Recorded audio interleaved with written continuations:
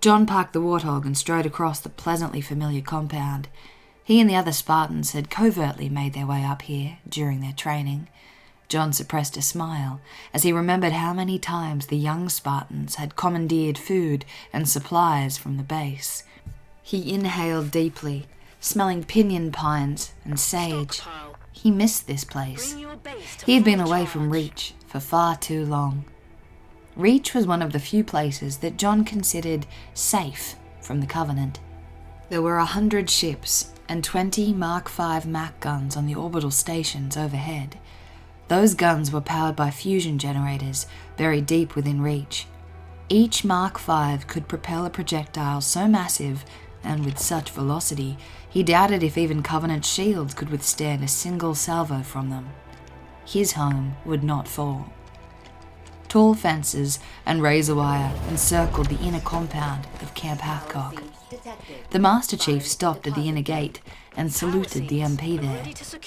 The Marine MP looked over the Master Chief in his dress uniform. He snapped to attention, his mouth dropped open, and he stared unblinkingly.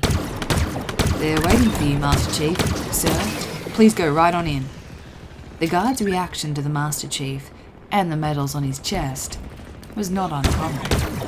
First word of the Spartans and their accomplishments had spread, despite the cloak of secrecy Oni had tried to surround them with. 3 years ago, the information had gone public at Vice Admiral Stanforth's insistence, for morale purposes. It was hard to mistake the Master Chief for anything other than a Spartan. He stood just over 2 meters tall and weighed in at 130 kilos of rock-hard muscle and iron-bent bone.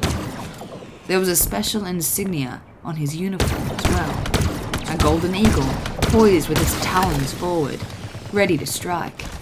The bird clutched a lightning bolt in one talon and 3 arrows in the other. The Spartan insignia was not the only thing about his dress uniform that called attention to him. Campaign ribbons and medals covered the left side. Chief Mendez would have been proud of him, but John had long ago stopped keeping track of the honours that had been heaped upon him. He didn't like the flashy ornamentation. He and the other Spartans preferred to be inside their Mjolnir armour. Without it, he felt exposed somehow, like he'd left his quarters without his skin. He had grown used to the enhanced speed and strength, to his thoughts and actions melding instantaneously. The Master Chief marched into the main building. Outwardly, it had been designed to look like a simple log cabin, albeit a large one. Its inner walls were lined with titanium A armor plate, and underground were bunkers and plushed conference rooms that extended 100 meters below the earth and into the mountain of rock. He rode the elevator to sub-basement 3. There, he was instructed by the military police attendant to wait in the debriefing lounge for the committee to summon him. Corporal Harlan sat in the lounge, reading a copy of Stars magazine, nervously tapping his foot. He immediately stood and saluted as the Master Chief entered the room. "At ease, Corporal," the Master Chief said. He glanced disapprovingly at the thickly padded couches and decided to stand. The Corporal stared at the Master Chief's uniform, nervous. Finally, he straightened and said, "May I ask you a question, sir?" The Master Chief nodded. "How do you get to be a Spartan? I mean," his gaze fell to the floor. "I mean, if someone wanted to join your outfit, how would they do that?" Join? The Master Chief pondered the word. How had he joined? Dr. Halsey had picked him to the other Spartans 25 years ago. It had been an honor, but he had never actually joined. In fact, he had never seen any other Spartans other than his class. Once, shortly after he'd graduated from the training, he had overheard Dr. Halsey mention that Chief Mendez was training another group of Spartans. He had never seen them, or the Chief. "You don't join," he finally told the Corporal. "You were selected." "I see," Corporal Harlan said, and wrinkled his brow. "Well, sir, if anyone ever asks, tell them to sign me up." The military police attendant appeared. "Corporal Harlan, they're ready for you now." A set of double doors opened on the far wall. Harlan gave John another salute and nodded. As the corporal got up and strode toward the doors, he passed an older man on his way out. He wore the uniform of a UNSC naval officer, the captain. John sized the man up quickly. Polished shoulder insignia, new material. The man was a newly ordained captain. John stood at attention and snapped a precision salute. "Officer on the deck," John barked. The captain paused and looked John up and down. There was a glint of amusement in his eyes as he returned the salute. "As you were, Master Chief." John stood at ease. The captain's name, Keyes, J., was embroidered on the dress grey tunic. John recognized the name immediately. Captain Keyes, the hero of Sigma Octantis.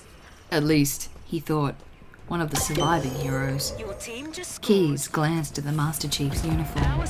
His eyes lingered on the Spartan insignia, and then on the Master Chief's serial number tag just under the stripes of his rank emblem. A faint smile appeared on the captain's face. "It's good to see you again, Chief." "Sir?" The Master Chief had never met Captain Keyes. He had heard of his tactical brilliance at Sigma Octantis, but he had never met the man face to face. "We met a very long time ago. Dr. Halsey and I..." He stopped. "Hell, I'm not allowed to talk about it." "Of course, sir. I understand." The military police attendant appeared in the hallway. "Captain Keyes, you're wanted topside by Vice Admiral Stanforth." The captain nodded to the attendant. "In a moment," he said. He stepped closer to the Master Chief and whispered, "Be careful in there. The Oni brass are..." He searched for the right word. "Irritated by the end results of our encounter with the Covenant at Sigma Octantis. I'd keep my head down in there." He glanced back toward the debriefing chamber doors. "Irritated, sir?" John asked, genuinely puzzled. He would have thought the UNSC top brass would be elated by the victory, despite its cost. "But we won."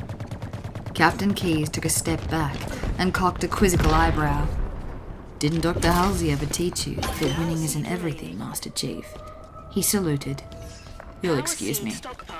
John saluted. He was so confused by Captain Keyes' statement that he kept suit as the captain walked out of the room. Winning was everything. How could someone with Captain Keyes' reputation think otherwise? The Master Chief tried to recall if he had ever read anything like that in any military history or philosophy texts. What else was there other than winning? The only other obvious choice was losing, and he had long been taught that defeat was an unacceptable alternative. Certainly Captain Keyes didn't mean that they should have lost at Sigma Octantis. Unthinkable. He stood silently for 10 minutes, mulling this over. Finally, the military police attendant entered the waiting room. "They're ready for you now, sir." The double doors opened and Corporal Hyland came out. The young man's eyes were glazed and he trembled slightly. He looked worse than he had looked when the Master Chief had found him on Sigma Octantis 4. The Master Chief gave a curt nod to the corporal and then entered the debriefing chambers. The doors closed behind him. His eyes instantly adjusted to the dark room. A large, curved desk dominated the far end of the rectangular room. A domed ceiling curved over his head, cameras, microphones, and speakers positioned like constellations. A spotlight snapped on and tracked the Master Chief as he approached the desk. A dozen men and women in navy uniforms sat in the shadows. Even with his enhanced eyesight, the Master Chief could barely make out their scowling features and the glistening brass oak leaves and stars through the glare of the overhead light. He stood at attention and saluted. The debriefing panel ignored the Master Chief and spoke among themselves. "The transmission that Keyes intercepted only makes sense translated this way," a man in the shadows said. A holotank hummed into operation. Tiny geometric symbols danced in the air above it, squares, triangles, bars, and dots. To the Master Chief, they looked like either Morse code or ancient Aztec hieroglyphics. "I will concede that point," a woman's voice in the darkness replied. "But translation software comes up empty. It's not a new Covenant dialect that we've discovered. or a Covenant dialect at all, someone else said. Finally, one of the officers deigned to notice the Master Chief. "At ease, soldier," he said. The Master Chief let his arm fall. "Spartan 117 reporting as ordered, sirs." There was a pause, then the woman's voice spoke up. "We would like to congratulate you on your successful mission, Master Chief. You've certainly given us plenty to consider. We would like to pin down a few details of your mission." There was something in her voice that made John nervous. Not scared, but it was the same feeling he had going into combat, the same feeling he got when bullets started flying. "You do know, Master Chief," the first male voice said, "that not answering truthfully or omitting any relevant details will lead to a court-martial."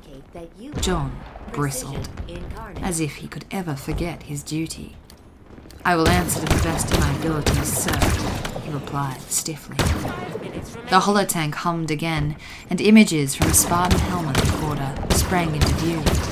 John noted the camera ID. It was his own. The images blurred forward, then stopped. A three-dimensional image of the floating creatures he had seen in Côte d'Azur hung in the air, motionless. "Playback. Loop bookmarks 1 through 9, please," the woman's voice called out. Instantly, the holographic image animated. The alien creature quickly took apart and then reassembled a car's electric motor.